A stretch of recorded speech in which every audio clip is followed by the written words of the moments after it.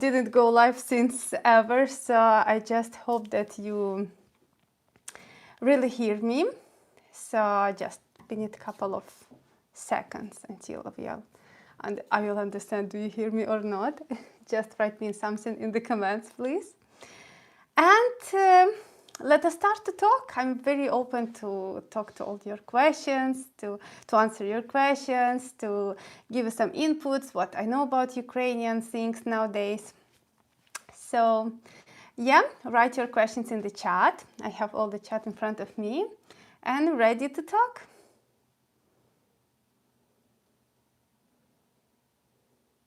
Okay, I see the sound is good. This is great. Yeah. Thank you so much again for everybody who is joining my live stream. I really hope that you will find it useful and interesting, and I really hope that it would be informative as all my videos I try to make informative. So I will not try to load you with some hi everybody. Just let's hit the points to talk about some things which is interesting for you. Yeah.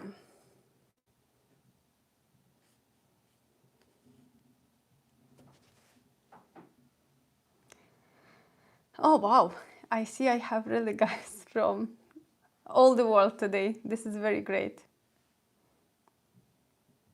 Yeah, a lot of questions always coming to me, by the way, if I will back to Ukraine once everything will finish, if the things what's my plans and so on. And guys, I want to tell you that it's very hard to at all build your future once you're in such situation, because see, for example, Russia invaded Donbass in 2014 and it's already 8 years past and the situation is still not solved. So we all hope that for sure the things with all Ukrainian case would not really last more than for 1 year. And if it is just 1 year case, then for sure you can build some kind of plans. But what if it will take another 10 years? You know, who can plan what will happen after 10 years? You can have already another job, another life. I don't know, for somebody, kids can grow up and get married in this moment. So this is very hard really to predict, but I love Ukraine, I miss Ukraine, I have all my assets there. So yeah, this is my country anyway. Okay, I see you bring me a lot of questions already. So let me have a look on them and answer something which I see that it is the most popular between a lot of comments.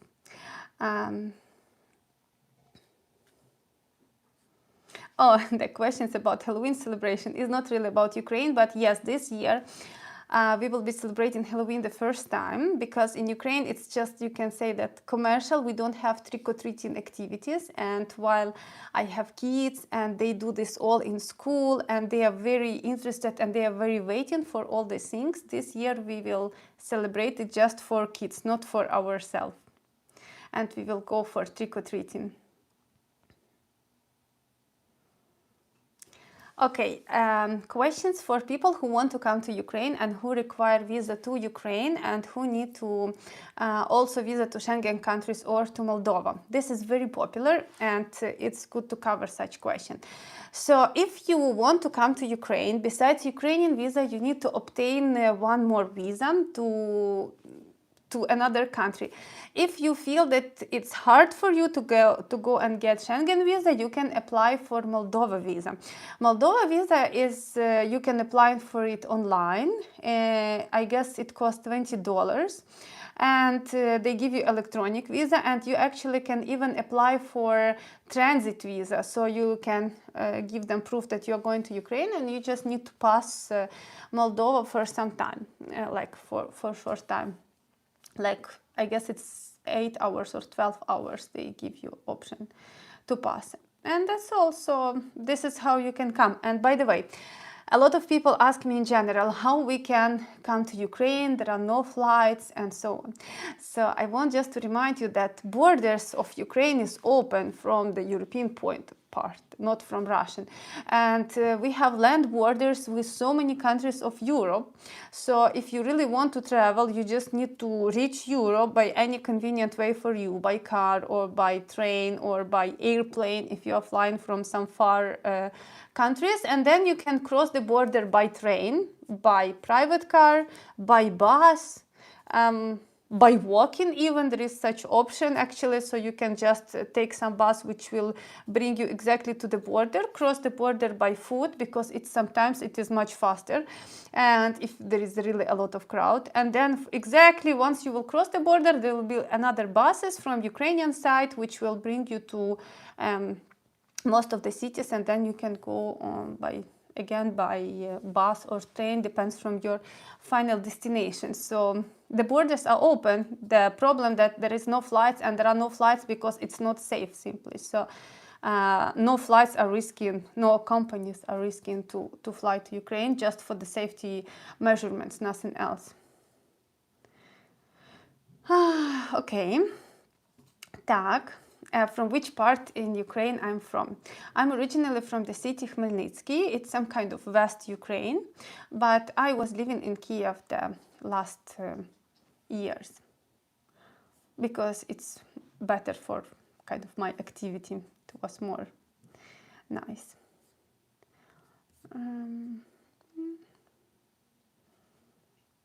Okay, how is the schools and universities in Ukraine working now? This question is very different, and it so much depends from the building capacities of the university or of the school and of the region which you are talking about. For example, in Kharkiv, which is some kind of very close to Russian borders, all schools study on distance and all universities. Because since moment when Russia launched the rocket, it comes something like 45 seconds and this rocket is hitting Kharkiv. So there is no physical possibility even to go and run to bomb shelter once you hear air alarm. And if you are in school, organize all kids, bring them to bomb shelter. This is too much hassle, and it's actually not possible to make. That's why in these areas, in most of these areas where is some kind of active fights, there are no schools for kids at all. They all study on distance. For other areas of Ukraine, it so much depends the capacity of the building. So there are requirements that building must have bomb shelter, this bomb shelter must have ventilation and all kind of like some kind of technical details. And if school qualify, then they can like have kids study physically there, and if there is air alarm, they will bring them to bomb shelter. If the school doesn't have physical possibility to have bomb shelter, these schools are not allowed to have kids, and their students, they all study on distance. And this is everywhere, in West Ukraine, in the most safe areas, because the rules are the same for all Ukrainian territory. And that is why, unfortunately, I don't remember which kind of percentage of kids study on distance, but very big percentage of kids, something like 50 or 60, 60% of all kids in Ukraine, they study only on distance. And for sure this is very bad, because I guess if anybody have kids and they used to study during pandemic on distance, you can understand which kind of education is that. And same about universities, actually, the same idea. But the point that in university, once you are studying, you're already more mature and you are more old and you know why you're studying at university, unlike when you are a kid at school. Thank you so much, Mark, for your donations.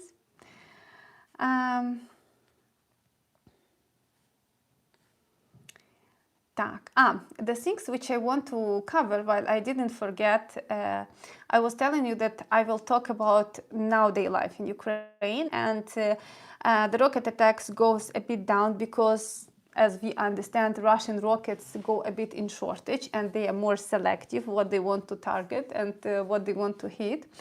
And that is why they start hitting infrastructure, which is electrical stations, all kind of electricity plants and substations and so on. And they really did a lot of massive hits, and they keep using these kamikaze drones and hitting this kind of infrastructure. And it really led to the case that Ukraine got much less electricity available for people. And that is why they start turning off lights everywhere, electricity everywhere, disconnecting it. There is schedule mostly how in which time there will be no electricity in your area, in your streets, in your city, but in general it is like 4 hours, 5 hours in the daytime, then 4 or 5 hours in evening. In evening actually it's very crazy because I talk with a lot of my friends and they all somehow saying the same, that there is, and I see a lot of videos of Kiev for example, there is total darkness, and now it's getting dark sometimes like at 5 p.m. So, you know, it's very early time, it's already dark, and you have no light in the houses from windows because there is no electricity. You have no light on the streets. You have totally no light anywhere. The signal's not working. The only difference that now the cars are driving and they still have lights. Unlike, for example, blackout in London, I guess during the Second World War, I'm not sure how much cars was available. And I was reading that people was even falling from bridges because it was so much dark. So somehow this is the cases in Ukraine. It's super dark, and some shops works on generators, some supermarkets, second hands even. What else? Post offices, many of them try to find some kind of exit from this situation, try to find some solutions. And yeah, I guess nowadays investing in generator in Ukraine makes sense because the one who has generator and light, he will for sure have all the customers who don't want to sit even at home in darkness. So I guess this could be funny, good investment somehow. Yeah, okay.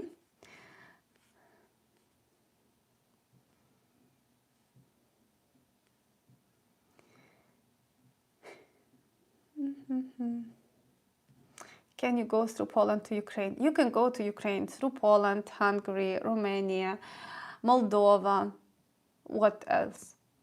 Slovakia. All these countries, you are just open the map of Ukraine and you can actually enter from any kind of border. It's all open, the borders are open. The point that there is no flights is not because Ukraine closed its borders, but just because it's not safe to fly because of rocket attacks. This is the only reason. All other options of transportation is available to Ukraine.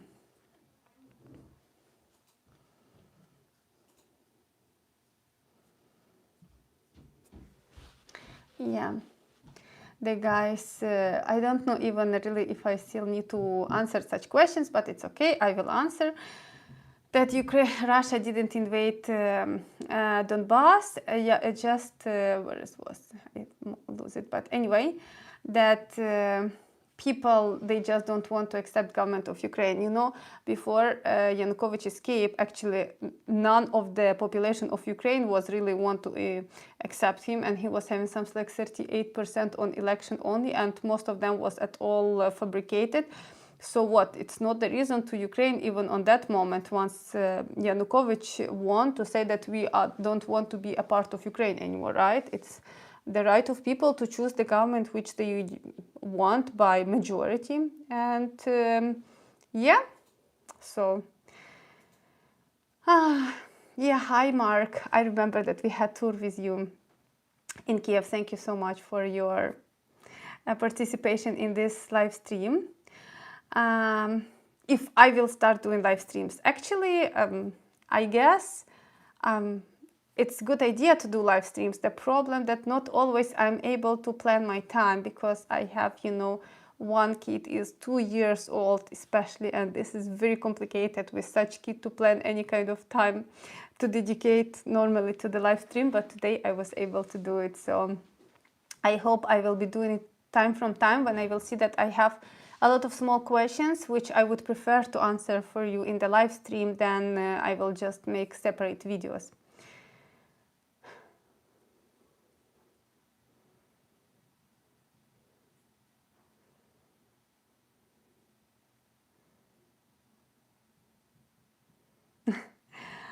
Okay, again, the idea about that Ukrainians and Russians are the same, like Dark Shadow is writing that I'm listening Ukrainian Russians YouTubers, you are literally the same.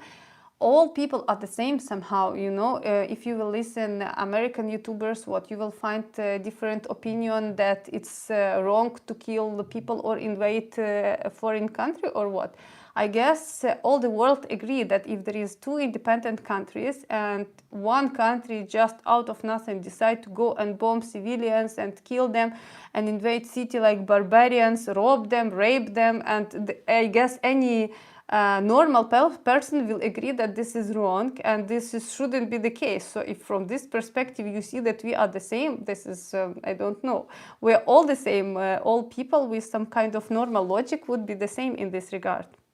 But the point why we are at war, that there are two separate independent countries and one country has its own way how it want to go, and another country don't always like what we are doing and they want us to listen them in everything. This is the problem. While Ukraine don't want to listen anybody what to do, Russia invade us and start doing what they're doing. So it's not the mistake of Ukraine, it's the mistake of Russia, actually. This is their problem with their brain somehow. Do you think your family will ever return to Ukraine? We will definitely return to Ukraine, I guess, unless Ukraine will, something will happen that we would not be allowed to back to Ukraine or something, you know, like sometimes it's happening in some cases. But I guess, yeah, you know, I have my everything in Ukraine, so I really hope we will return. How is my daughter enjoying school in England? The schools in England is really great. I really love their approach. I really love how the society is see that every kid is individual and whatever you do, whatever opinion you have, it's super appreciated. It's very welcomed. Unlike governmental schools in Ukraine, they are still some kind of what I feel personally old school model where you need to sit, listen teacher, and some teachers could be somehow progressive, but in general the system is built in the way that you need to sit and listen, and they're not giving you so much practical work, so much projects like they're doing in UK. And I feel that it's more interesting, especially for smaller kids, to learn like that than just sit and listen teacher. But this is if you will compare governmental schools. If you will go to private Ukrainian schools, you will find all kind of approaches, all kind of things. So yeah, and whatever you want while you're paying money for it. If I told my daughter joke about cows verbals. No, I didn't tell her, but I need to tell her. Or I'm sure that maybe she knows even all these jokes already. She is very integrated in these things. Oops, my chat moved.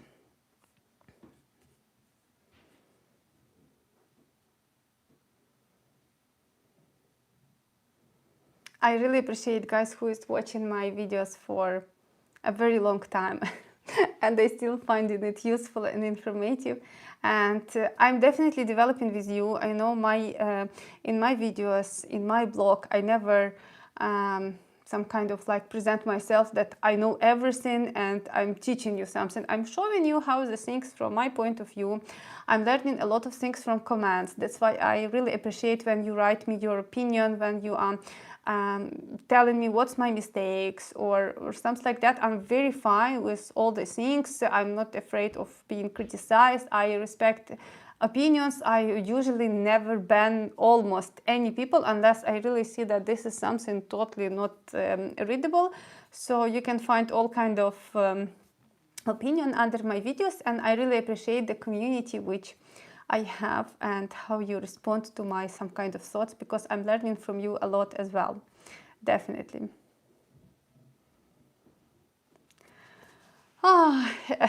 Again, blood brothers and sisters in Russia. Guys, there are no brothers and sisters in Russia or not in Russia. If you want to talk in this language, we are all brothers and sisters all over the world, with Japanese, with I don't know, Irish, with all kind of people, whatever nation choose. I guess we are all brothers and sisters, because at the end we are all mixed in our DNA since a long time, right? But anyway, you need to, from another side, respect international law and some kind of conditions in which nowadays all the world is running. If there are independent countries, they have their own rules and they have their own life. You don't need to interfere it, and that's all. This is a simple thing somehow.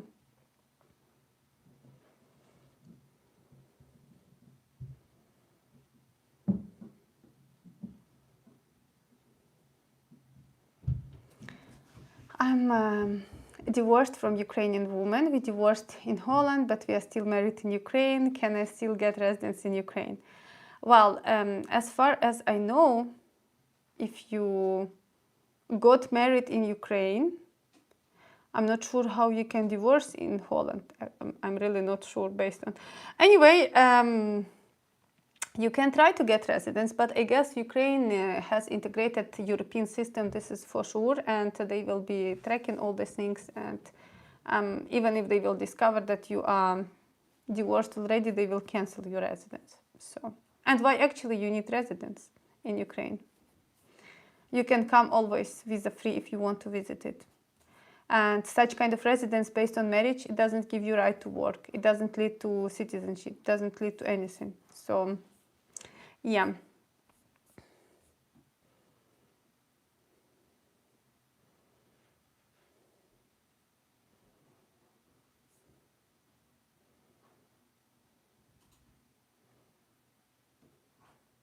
Is it true that 90s were very difficult in Ukraine and other Soviet countries? Yeah, that was very crazy times, and I guess many countries passed by some kind of 90s, but in their time.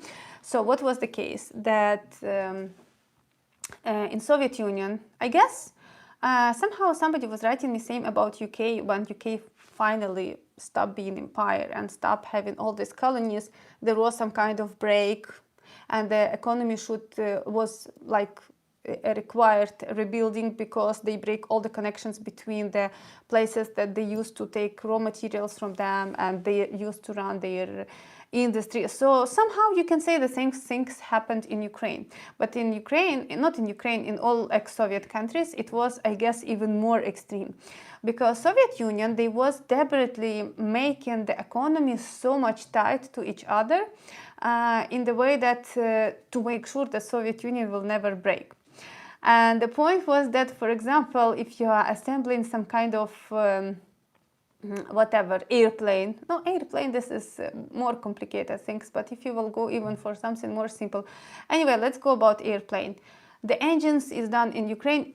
For example, I'm not really specifically talking about airplane, but the example is like that. The electricity would be done somewhere in Kazakhstan, another part would be done in Belarus, another part would be done in Tajikistan, and all of this should be assembled in some fifth or sixth country. So they was exactly making such connections, so you cannot break because you're so much tied to each other, and it doesn't have any logic behind it. So if you will build it based on logic, you will build it in different way, but they was building it out of any logic. And that's why the first reason when the Soviet Union collapsed, all these kind of connections with republics also disappeared. And for sure all the things stuck, all the things which was related to each other stuck, and so on. So that was one of the things. Another things actually, that in Soviet Union it collapsed somehow because of economical problems. In Soviet Union there was no real economy, and there was no economical background behind any kind of operations, and it appears to be that so there was a lot of things which cost a lot, but Soviet Union somehow was paying over it just to make it happen. They was using resources without counting how much it costs. So for example, you can waste huge amount of money to take back some very small portion of resources, and so on.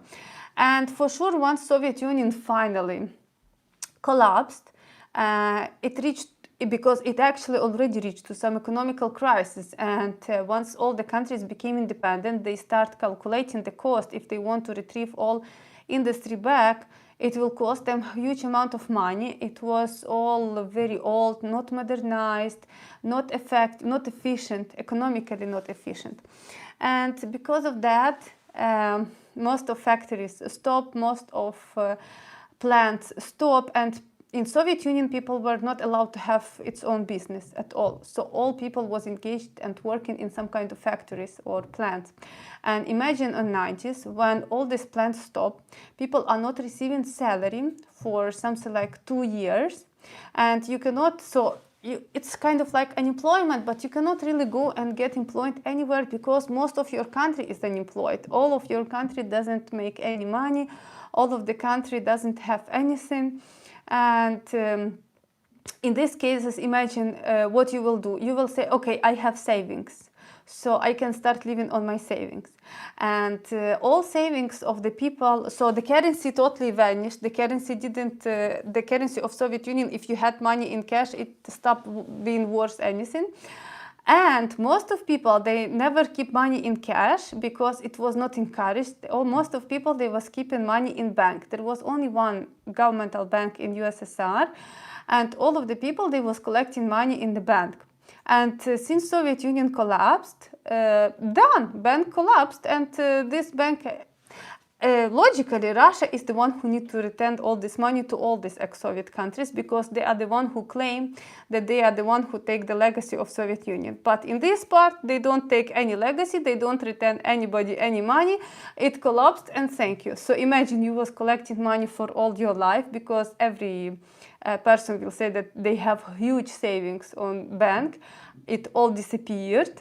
They all lost their jobs for 2-3 years, and they were sitting without salary, and it's about 80-90% of the population. For sure, 90s would be very crazy time because it would be a deep inflation, depression, economical depression, and people in depression for sure as a result. Many people start drinking, and so many things. And for sure it comes gangster 90s, as we call, because somebody who had a bit more money or a bit more power, they start coming to this kind of plants, taking them by force, killing people, and so on.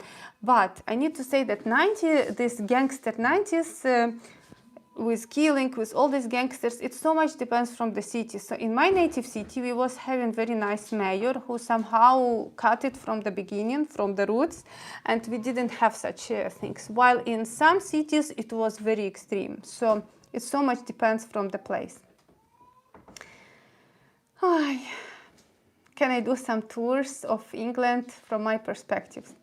I really is not traveling anywhere even to make you tours, but maybe I can make a tour only in Cambridge because while I'm with kids, my travels is only to school with my daughter, then to her kind of like language lessons, swimming lessons, all these kind of activities which she is doing, going to park, going to home, going to supermarket, going to home. So unfortunately, I really wish to go to travel more to see by myself the country, but I'm not able to do it right now. Maybe later when I will get a bit more stabilized, somehow I can travel and see. Can we find a map to Ukraine before 1910? I guess there are maps always available, especially nowadays in Google. I guess you can find anything.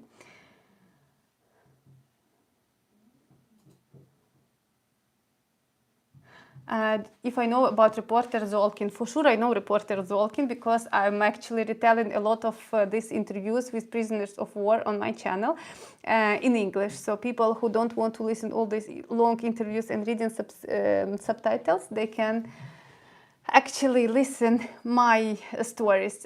Me personally, I'm not really watching all of them.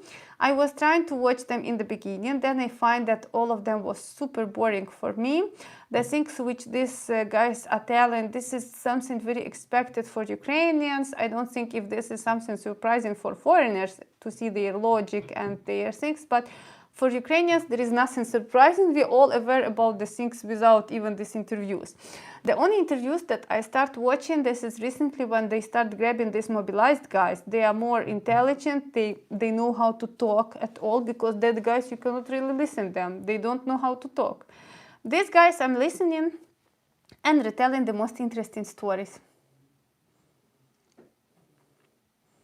Yeah, somebody started watching me when he was looking for property in Ukraine. By the way, the property in Ukraine is an interesting topic, and soon I will make another couple of videos just to tell you how the situation changed, because you know there is always people who are interested to invest in risky real estate, or not risky. By the way, shortly I will tell you about real estate in Ukraine, because some people writing me that, oh, before you was advertising buy, and now it all collapsed.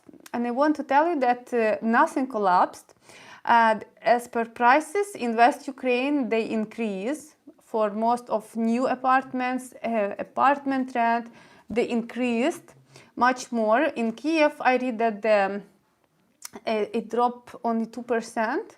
In some areas it dropped more, but it didn't fall so much like people was expecting, that done it would be a dead market. No, it's very, it's surprisingly, but it is not really so much bad. But the point, I guess, why the prices is not falling so much down, that there is not much offers on the market nowadays. If before you could find so much apartments for sale, now you will not find them, because people don't want to sell for cheap. The one who want to sell, they are not much, and the one who want to buy, I don't know, but somehow like this, but the prices didn't fall so much. And the rental prices, yeah, in May, for example, in June it was, or in April, it was at all super down. Nobody was renting for sure. In May it was cheaper, but now I see the prices is almost back to the prices which was exactly before war started.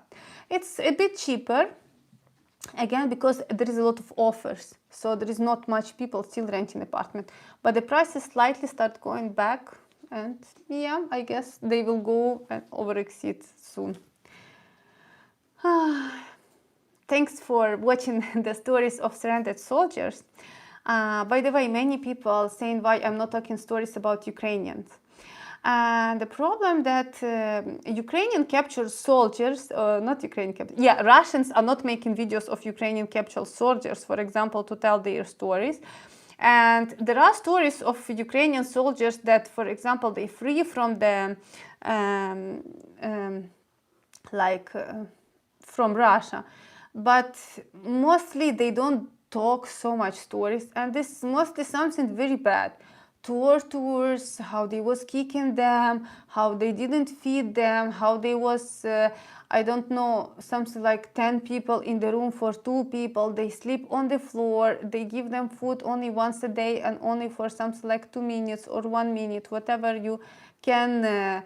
So it's all super terrible stories. I guess this all stories is available, but there is nothing specifically to talk about. And anyway, we are victims in this war, and Russians, they are the one who is invaders, and it's very always interesting to see what's staying behind these invaders, why they invading country, how they see the things. And with these captured soldiers, we exactly can see that many of these invaders, they don't know by themselves why they came and what they need to do there. So yeah.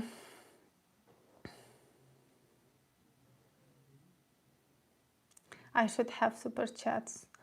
Oh, yeah, maybe next time. Anyway, you are helping me so much that you are watching my videos. So that is pretty enough help in reality.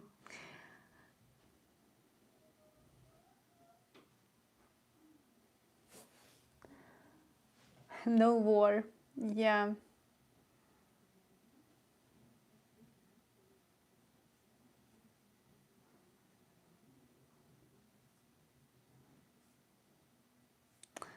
I'm just trying to read the chat all to not miss anybody, but sometimes it's jumping and I'm still missing. So sorry guys if I will not respond something. I will respond to you in the comments later after the chat will finish to not miss anybody really.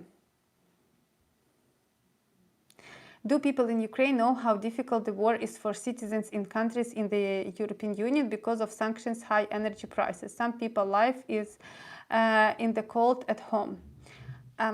For sure, Ukrainian people know, and I guess out of all European Union countries, Ukrainians are suffering out of Russians the most.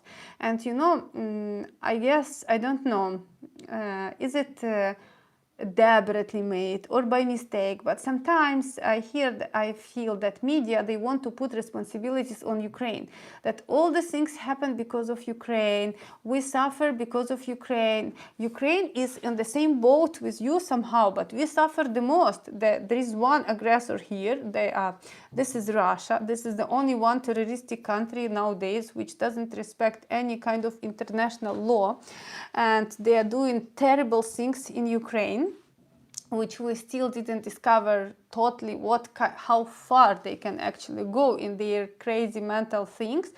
And Ukrainians nowadays also sitting in cold, and believe me, in Ukraine it is much more cold than in Europe at all. I don't think that Europe anywhere except maybe Sweden or Norway or Finland there are such cold like in Ukraine.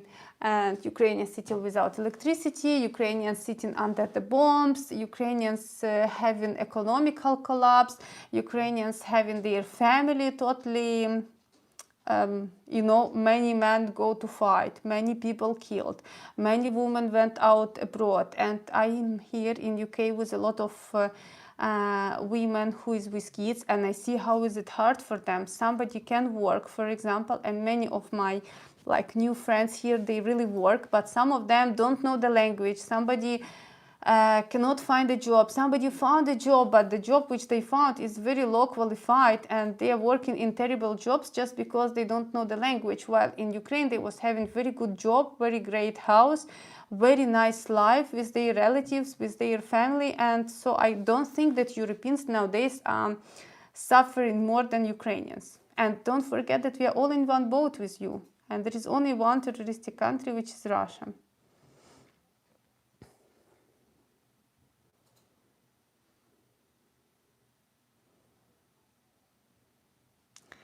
Buying property in Ukraine is a good deal now. Foreigners can buy land now too. Foreigners always could buy a land, always. There is nothing changed in this regard. Foreigners can buy land and foreigners can buy a house or any property in Ukraine. The only thing which foreigners cannot buy, this is agricultural land. It never been allowed and still it is not allowed. So in this regard, nothing changed.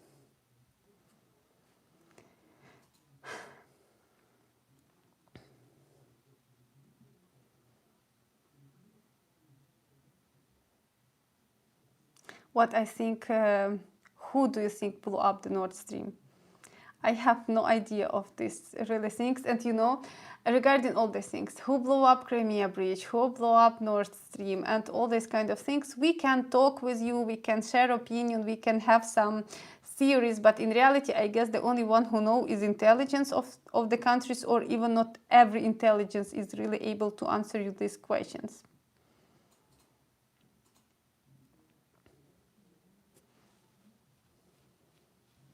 It's not people who want to fight, only regimes. What would US do if Russia put troops in Mexico? It is the same. It's not about regimes want to fight, because at the end, don't forget that the one who is fighting on front line, this is people. And it's very nice that, again, Zolkin is making videos with these captured soldiers, because you can notice even between these guys, there is a lot of people who go to fight only for the money. They know that you will go, they don't think that they can be killed, I guess, but they know that you can go, you will shoot here and there, you can go rob some houses, you can steal washing machine, dishwashing machine, some clothes. How many of these captured, intercepted calls where the husband is calling to the wife and she said, you know what, where you are? I'm in the house of some kind of sport family. I find new shoes. Oh, go find yourself also new sport costume, find maybe there is something nice, also bring a couple of t-shirts for our daughter. Can you imagine? American soldier calling to his wife, "Hi, I'm here in Iraq. I'm in some kind of house of the civilians. Do you need a new pair of shoes? I find here there is your size." This is nonsense. You know, these people doesn't have any logic behind, and people is the one who is fighting. Why? I want to tell you that Putin, he tried to Mark, thank you so much for the donation, really. Putin, he tried to engage Belarus since the beginning to the war. And Belarus, this is a great example of the people who don't want to fight. Their dictator, their president, he don't mind to go and engage himself in this war because he's so much dependent from Putin. But he understands that not people, not soldiers, none of them is supporting this war. And they will never go and fight against Ukrainians. And he is afraid to engage himself in this war because he has a risk that if he will send Belarusian army to Ukraine, they can all submit instantly, so they will not fight, or they can actually convert to fight against him at all, and he will have no army at all in his country, and he will have nobody to protect. This is a good example when you can say that yes, the leader, he don't mind even if he's super crazy, but he know that people is against and they will never support such crazy decision. Such things you will not see with Russian people, because you will find so many Russians who is ready to fight.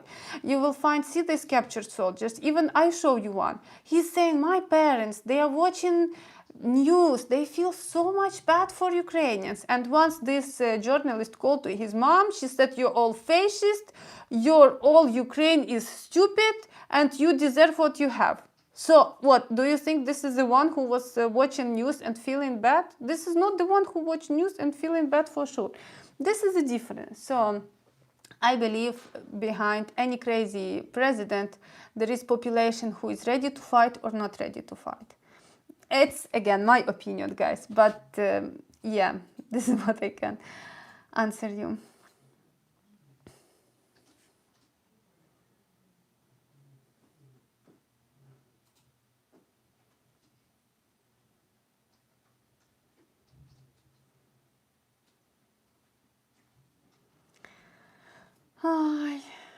Okay.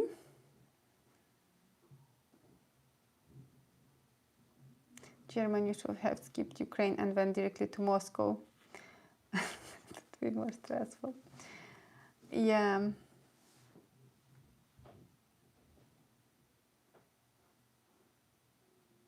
Episode about how Ukrainians celebrate holidays. This is good ideas. I was making such kind of videos before, but it would be actually interesting to see how Ukrainians will celebrate holidays this year, and will they celebrate or not. By the way, I need to tell you that there is a couple of things in Ukrainian society happening. So, for example, some people feel bad for the one who left Ukraine, and they said you live a normal life, and we are here sitting under the war, and how you can live normal life and feel like some enjoyment, travel, and so on. Then, so this is if you will go for the group inside or outside of Ukraine. Then if you will go inside of Ukraine, you will find people who is also living relatively in peaceful territories where is not much rocket attack. And you will find they're going and they're traveling, they're going celebrating birthdays, they have parties, they have all kind of things like they used to have before. Yes, there is alarms, there is a lot of things, but they also live in their life. So it's not that everybody who is living in Ukraine, they are in total disaster. I have, by the way, my very close relatives in Kharkiv. And since war started, they moved to Uzhhorod, and Uzhhorod, this is 1 kilometer to the border with European Union. So there is nobody, I guess so far it was the safest place. I don't think there was any ever rocket attack to the city. I don't remember. So many people moved to that. So she used to be in Uzhhorod, and you know that Kharkiv was heavily bombed and destroyed, and she is living, even her apartment is in the area which was super heavily bombed.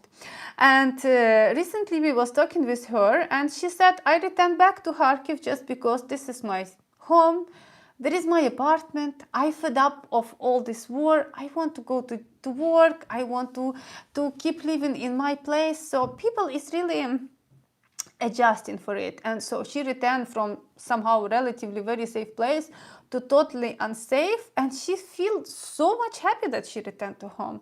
So I'm just giving you some input of people's reality.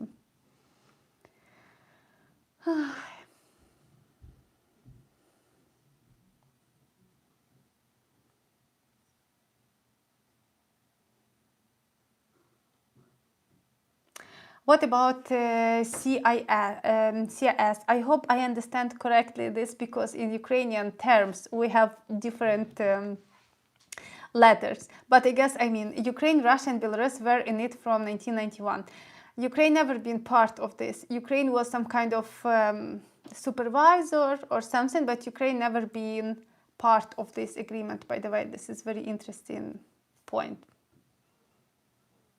Yelena asked me to come to Kiev. Is it safe? It is pretty safe. Kiev has somehow the biggest hit because it is the capital, but at the same time it has the best protection somehow because it is the capital. But yeah, you never know what will happen. So yeah, but people are even, I have my relatives who is in West Ukraine, and they also said, done, we are returning to Kiev even after the recent events, even with all these blackouts. They said, we return, we're done, we don't want to sit here anymore. So yeah, many people, as you see, even from West Ukraine, they are returning to more kind of risky areas, and they feel very peaceful there.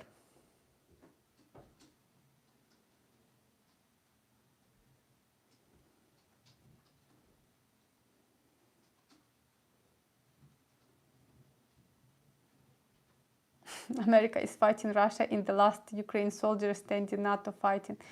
I like this. Sometimes Russia is saying that in Ukraine they are fighting not Ukrainians because they cannot confess that they cannot fight Ukrainians, which is, you know, is a very lower nation compared to them as per their brain. So they like to say that we are fighting NATO. But yes, there is not yet any NATO soldiers being affected by this war. It's very interesting how they are doing their fighting. Is it not known how many Ukrainian soldiers died? Ukraine is not really posting this information, but they was posting it, I guess, in August. I don't really already remember what was the numbers. I don't want to say because I don't remember what was the numbers, but anyway, they was posting this information somehow a couple of months back. So I guess if you will make research for it, you will find how many soldiers died.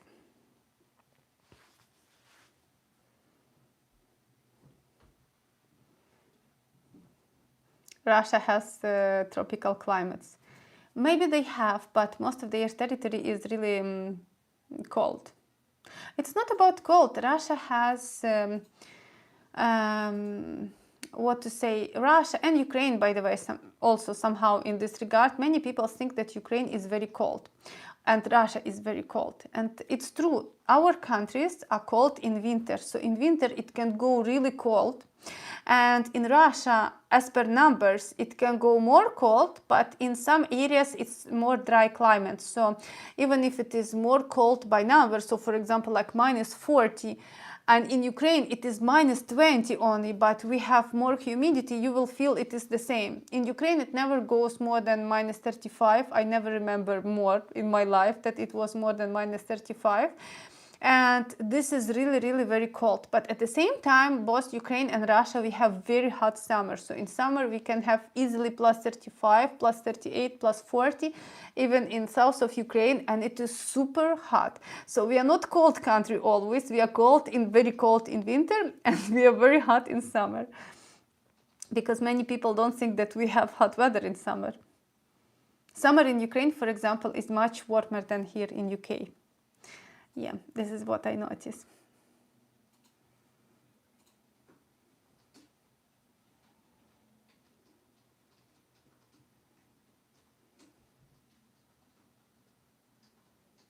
Russia took all the debts of USSR. Russia didn't take all the debts of USSR because there was a huge amount of money which people was keeping in the bank, and this all money just disappeared, you know. There is no bank, there is no Soviet Union anymore, thank you, nobody. And in some moment Ukraine start paying this money back. In some moment Ukraine start paying to people this money back already, something like after 20 or 25 years of independence. This is one thing. Another thing is Chernobyl disaster. Chernobyl, it was 100% responsibility of Soviet Union. It has nothing to do with Ukraine personally, but still all the expenses for Chernobyl things, all the expenses, payments to people, maintaining their kind of there is some special payments for people who get affected by Chernobyl, by health and all this. This is all on Ukraine. No, Russia doesn't handle any kind of things. And to like fight the consequences of this disaster, there was all financed at all by World Bank. European countries make so much donations and contributions, and I doubt that Russia at all participate even on that. Not just that they cover all the debts. I don't think they even participate.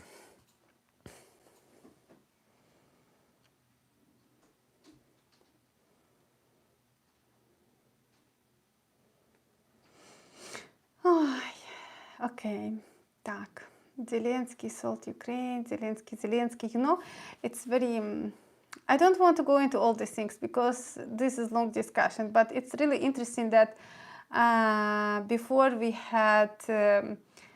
when our Yanukovych escaped, our president, for 3 months we didn't have any president because we was preparing for new elections, and they were saying that there is some kind of terrorist hijack the government, which was actually the parliament, the parliament, because as per our constitution, if you don't have president, the head of the parliament, he's the one who is somehow leading the country. So first they were saying that this is hijacking. Then once we elected new president, oh, this president, he is super corrupted, he is this kind of dictator, he is this, he is that. There was so about Poroshenko, there was so much talk about him. He is the puppet of US and so on. Okay, then Poroshenko done, there is next one, Zelensky. Okay, now Zelensky, he is dictator, he is Nazi, he is this, he is that, and you know, next time we will have the next president and it would be the same talks about that. So many guys writing about my red lips, but in reality it's just a light reflection as I see in video. It shouldn't be like that. It's not like that in reality.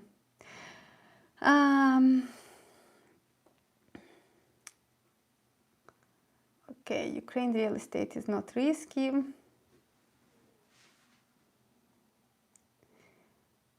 I guess real estate is not risky, but you need to you need to analyze a lot of things, and you need to know for which purpose you are doing your investment. And if you will analyze everything and you will choose the right strategy, it would be very fine for you.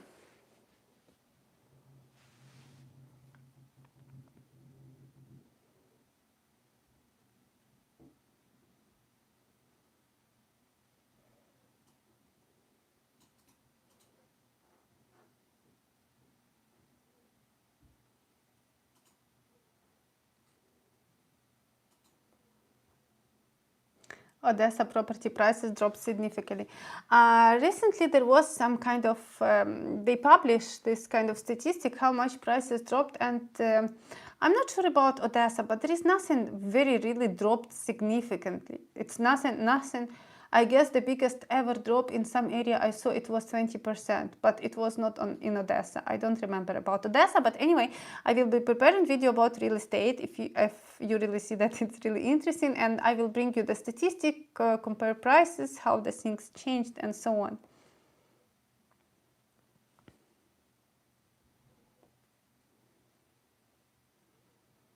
Ukraine would be a good place to retire.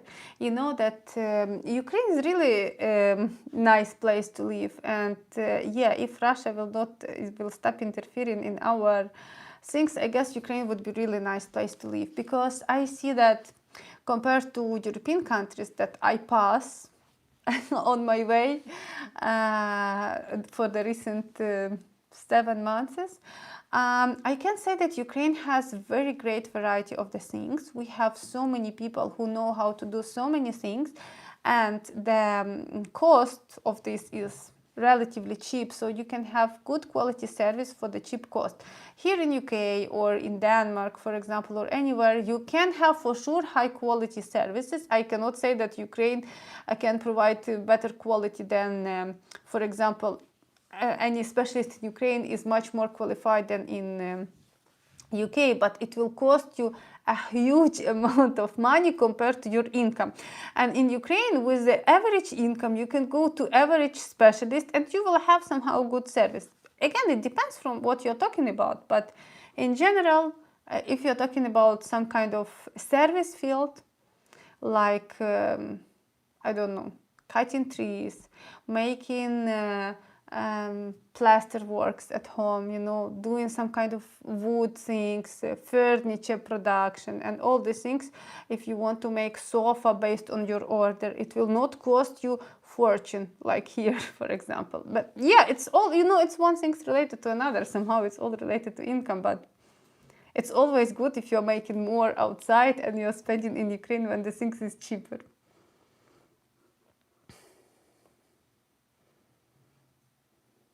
I saw Ukrainian soldiers disrespect African people. Surely you saw that. I heard no Ukraine speak about that, Patrick. I don't know what is this. But anyway, I didn't saw it, and I can imagine that there could be some videos coming from nowhere, or this is something cut it from the full story and spread it like we are very bad guys. I guess whoever been in Ukraine, they know that Ukrainians are not racist. We are very friendly to foreigners. We are friendly to everybody. And if there is any kind of individual things happening, it may have some history on behind, which you don't know, for example. Or, yeah, like, for example, when everybody was evacuating from Ukraine on the first couple of days of war, there was start spreading a lot of information that Ukrainians disrespecting foreigners and they don't let them go out of the country until all Ukrainians will go. And in reality, how was the things that when everybody, for sure, it was a huge flood of people. Nobody know how to manage this flood. And the border control, they said, okay, we have so many women with small kids who is already waiting for 3-4 days. And for sure, you need to let them pass over the men and over somebody who is without kids on the second place. So because man was not allowed to leave Ukraine, so the only man who was there was at all foreigners. And I guess many of them, they was counting that, oh, you're racist, you don't like my skin color, that's why you don't let me pass. In reality, it's nothing about, believe me, I have been there in this situation. I was staying on the border by myself 4 days. We were super tired, and I guess so was all the employees, and they totally don't care about your skin color and who you are at all. They just was thinking how to manage all this crowd and how really to get out of all this kind of collapse. And they start saying that yes, yes, yes, you are racist and all these things. And you know, it was very stupid, especially that I really saw how it was happening. And then the same things was on evacuation trains. So people was just going in a crowd and nobody was thinking you are black, white, yellow or any other color. Everybody want to survive, because this is literally bombs are falling, nobody understanding what to do, and they're running. And there was some foreigners who was taking knife out, and they was threatening Ukrainians that we don't want to let you. For sure, somebody will kick him, and I guess this is very normal reaction, and not because he's foreigner, just because this is not the right way to do and not the right way to start talking about your rights.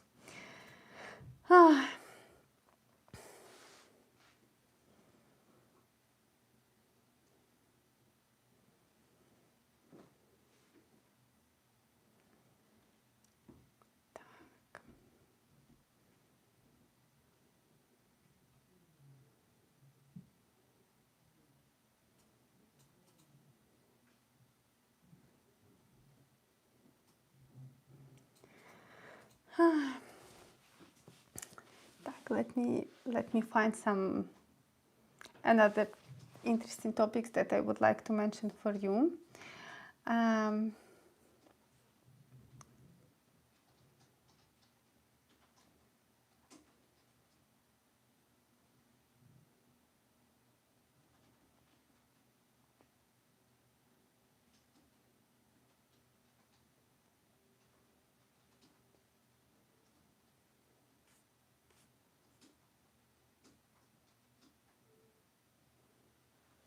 If Russia wants to its all territories back, they should try Alaska. You know, I was thinking about that, but I guess they didn't reach yet. You know, taking Alaska, this is too much for them. So I guess, you know, one time maybe they will reach in their logic also on that. But yeah, this is just a fun thing, because nowadays you cannot say that we was there or there. So that is why we need to take it back.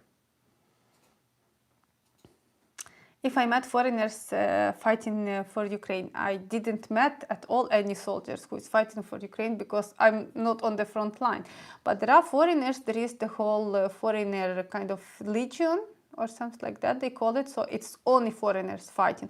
There are a lot of foreigners which is mixed with Ukrainians and fighting. There is foreigners who is fighting for different reasons. And there was some kind of foreigners even who was captured by Russians and they was gonna kill them. But I don't remember what happened with that story.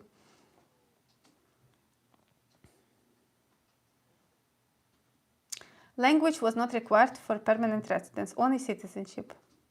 Could Olga or someone in immigration respond to this? Yes, this is true. Permanent residence doesn't require from you anything at all, no knowledge, just a legal reason for which purpose you are taking this permanent residence. You just need to bring papers, submit papers, and that's all.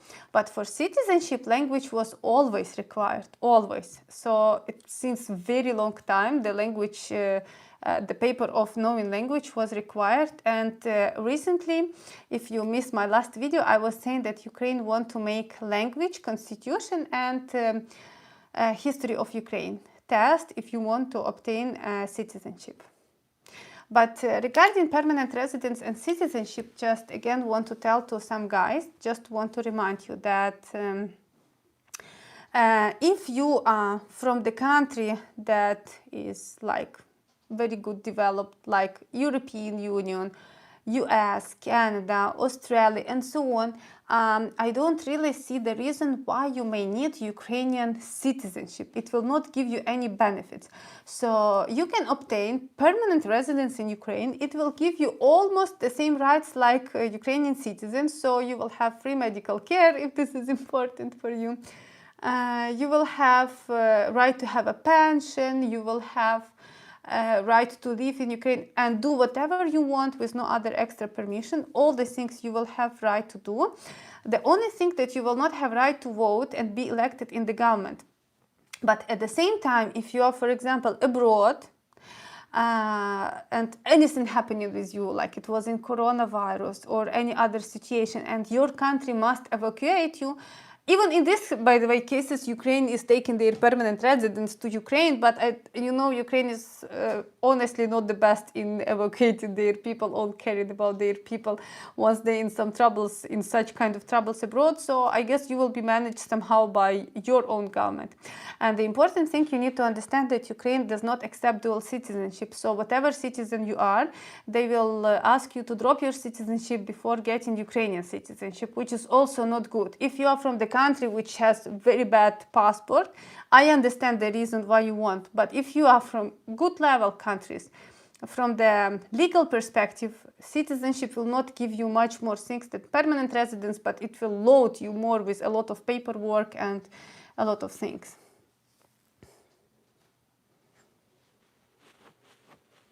Thank you for your donations.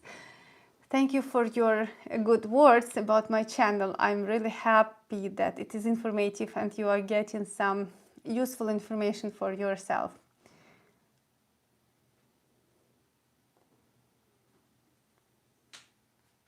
Let me respond a couple of more things, and I see that I'm in the stream already for 1 hour, so I guess I covered the most things that I was preparing for you. Thank you for the live video. American Western mainstream media cannot be trusted. Every media, you know, guys, I will tell you, every media is having its own agenda and its own view to the things. And even the most loyal and the most independent, you will find that still they slightly try to deliver some message of something that you are not really sure why they're talking about it in this way. So yeah, if you are listening opinion of bloggers, of some kind of experts or whatever, they are telling their own opinion from their perspective, but while listening a lot of guys, you can build somehow the understanding how the things is in reality.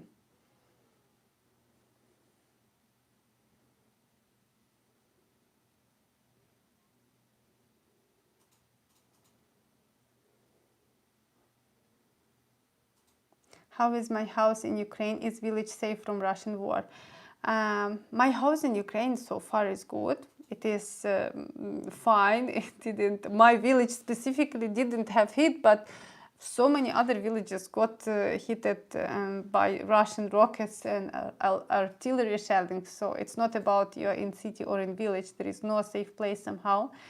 And in my house there are living displaced people. So it's not staying alone, and while I'm not there, there is somebody else using my space.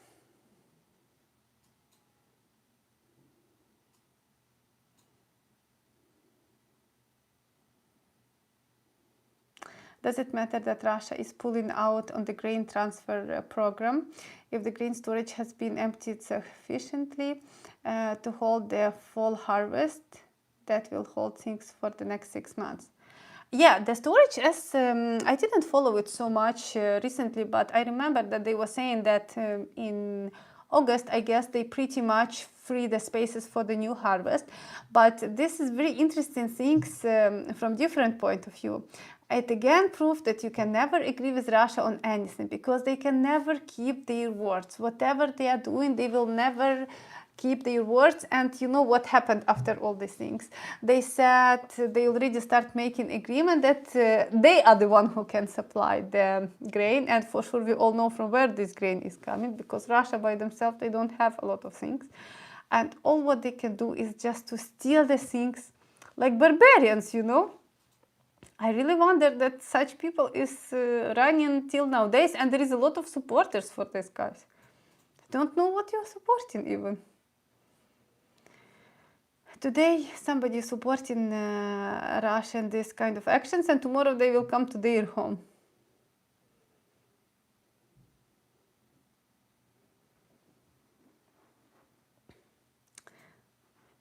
Yeah.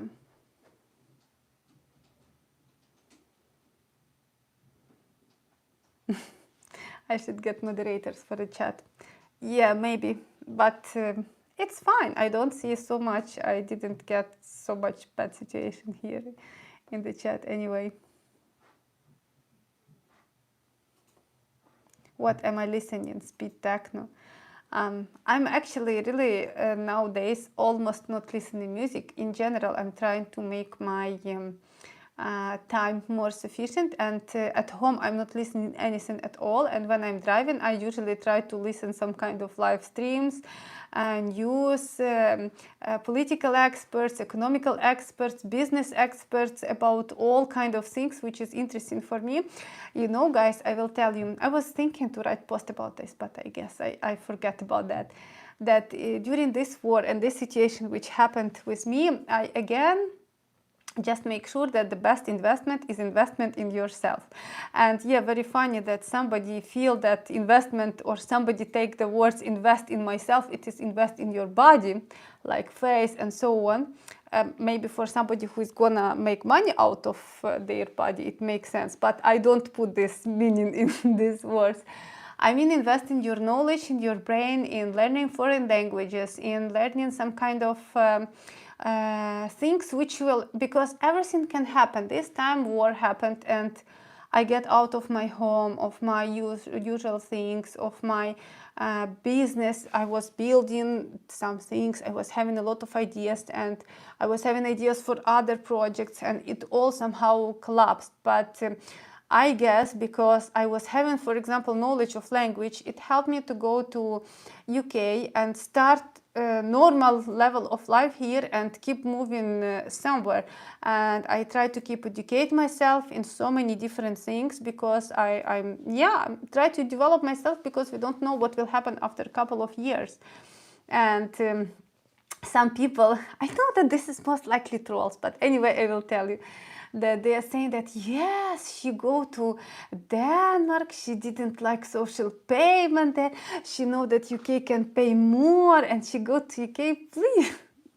You know, I will tell you in general, maybe some people don't really understand it, that Ukrainians who nowadays fled the war, this kind of refugees, which we appear to be all refugees, this is not the type of refugees which anybody before used to know. Even that Ukrainians used to move before to Europe, they used to do some work there, for example, to European countries or to US. But still, the type of Ukrainians who move nowadays, these people, they would never go to work in Europe or in US, anywhere in such kind of jobs and in such kind of conditions. What I want to say, that for example, somebody who owns good business in Ukraine, he can have a great house, he can have couple of apartments in Ukraine. He is running big business, and the only reason why this person would go to UK before, it would be just for tourism. He would go to Europe for shopping, he would fly to US for shopping or for his entertainment, for vacation, not for living, for example. But just because of war, these people, they had to move physically to another country to start living there. And here in Cambridge, even between me, there is so many people who came with their own cars. They live in Kiev in very prestigious areas. They have good amount of money on their account. They are renting houses here. They are not thinking, you know, about, I don't know how much is social payment in UK, but I guess this is something like £300 per person, if I'm not mistaken. And this is even in case with the condition that you need to search for a job.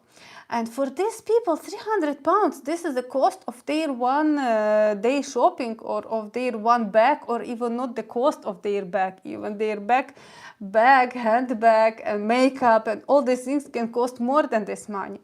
And saying that somebody is targeting social payments, this is totally not that type of people. And same for me. I guess if I would exactly target social payments, I guess Denmark so far would be the best offer.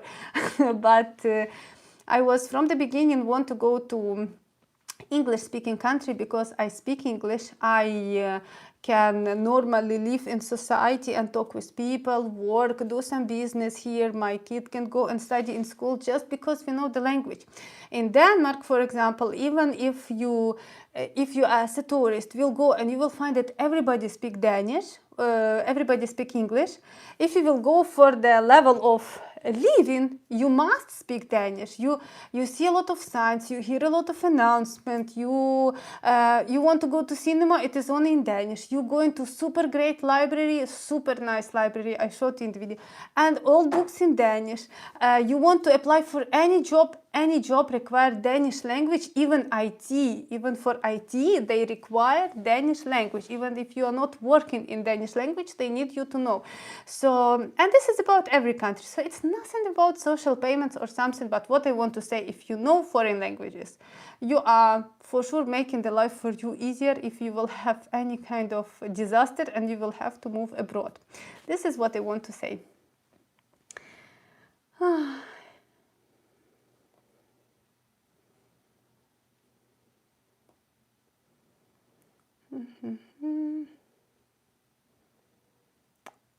again missed some things. I thank you again, guys, for all your donations. I see everything, appreciating everything.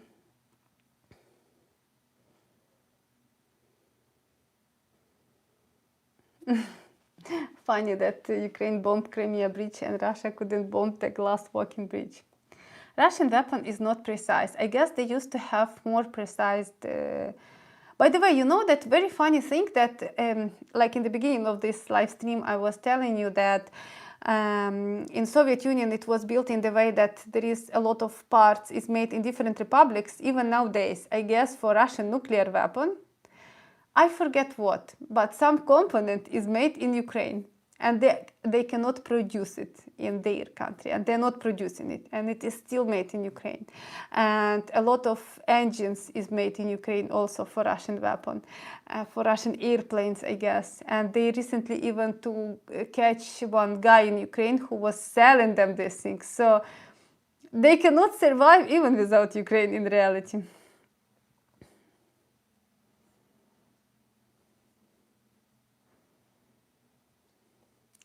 Russophobia.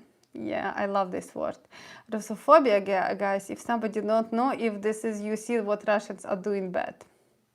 Phobia, by the way, it means if you're afraid. I don't think nowadays anybody afraid of Russians. Many people feel sorry and wonder how they can have such brain in 21st century.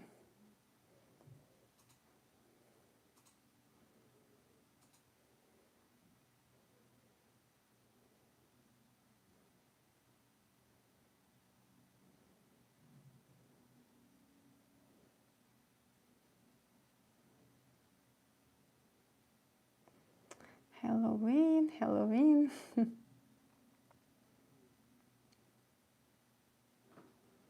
Yeah, thank you guys that you're writing in the cold. There is nothing suffering like people in Ukraine. By the way, I read in BBC, I guess, or somewhere that this fall is surprisingly very warm in Europe. And I don't know how is it anywhere else, but in UK, we have 20 degrees almost every day, and we didn't run heating in our house yet. So, and I don't feel that we really need it. So I don't know how the things would be later in winter, but I understand that winters here are also not such cold like anywhere else, so I don't think that there would be a problem really to heat the places.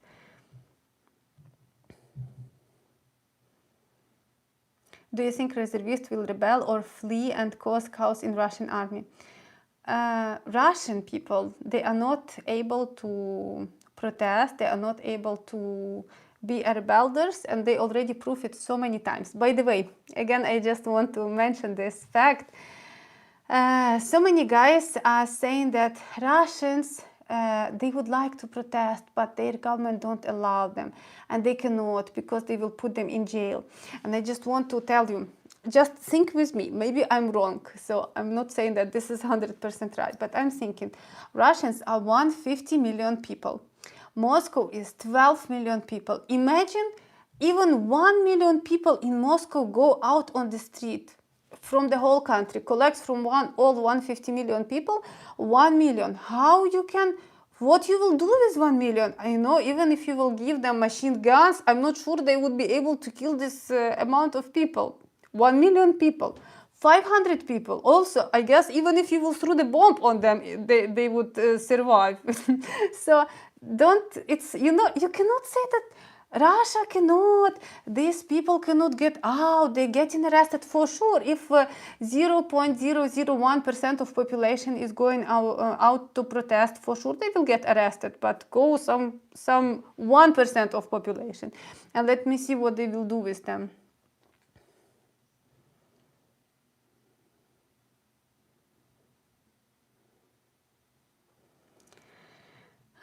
Running with scissors. Thanks for donations.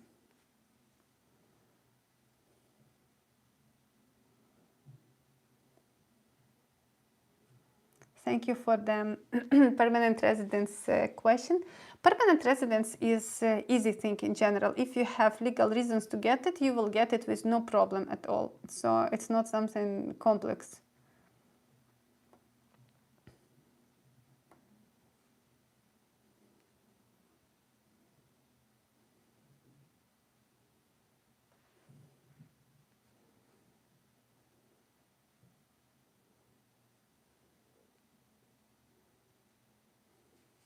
I see a lot of guys talking with each other in my chat, and I'm getting a bit lost. What is this talks all about? Okay, let me check a couple of other things. How is the current situation and view of the environment of the place where your house is? What would you say? How long you will be living in UK? Do you have any plans? I have no plans at all. I can say that I'm somehow tied more to school year. So other Ukrainian moms here who has kids in schools, I see that they are somehow tightening them to the school year to study one semester or to study full year. So nobody would pull them out and come to Ukraine. Especially in Ukraine, many schools are not working. And nowadays even we have problems with electricity. But the environment, it's around my area, because my places is in Kiev. I have property in Kiev, and in West Ukraine it is fine. But in general, I guess the environmental heat is super crazy, because, for example, in cities like Mariupol in Ukraine, they threw so much, all kind of bombs, all kind of like they had all kind of shelling, and for sure it affect the land in a very bad way, and the whole things. And still the war is not finished, so we still don't know what Russia will go and what they will do.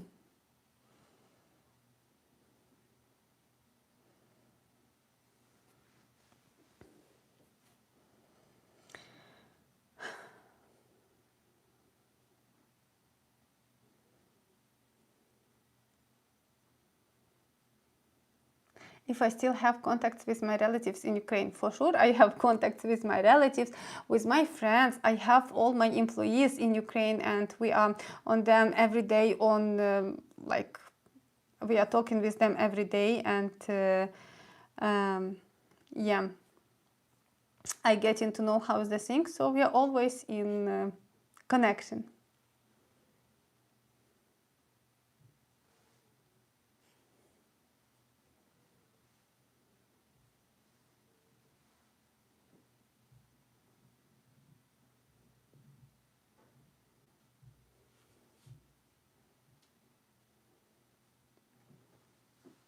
If you could turn electricity for occupied regions,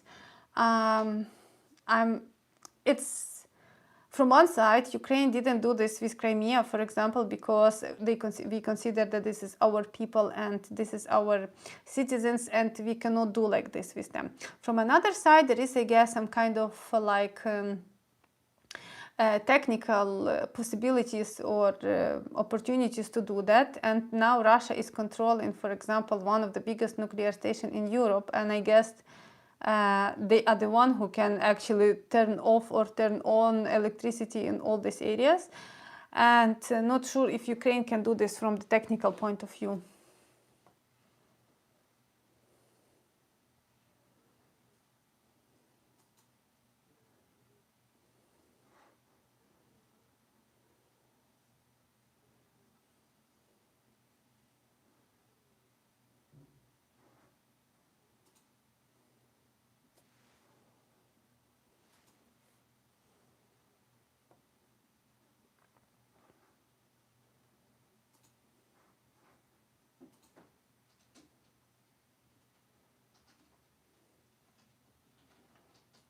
Is it safe journey from Kramatorsk to Poland now?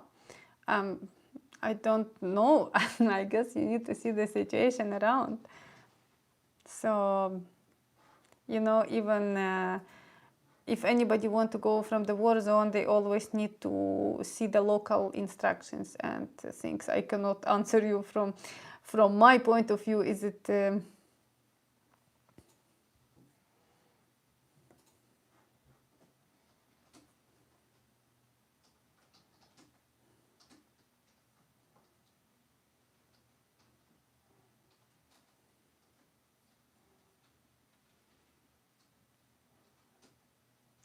what police of Ukraine now doing during the war?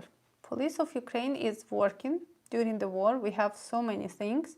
Actually, you know, crimes didn't disappear anywhere. We have so many situations, and they are working on this. There is a lot of scam, and I guess police in general is watching out if there is no kind of suspicious people coming to other area and to do some kind of bad things. So yeah.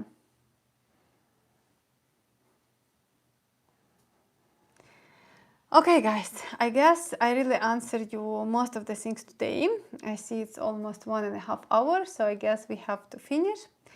And I will review your all comments which I didn't respond before, and we'll try to respond them in the comments here for sure. So try to respond to everybody, and let us meet, I hope, in a couple of weeks in another live stream. So prepare all your questions which you have about Ukraine, and let's do it.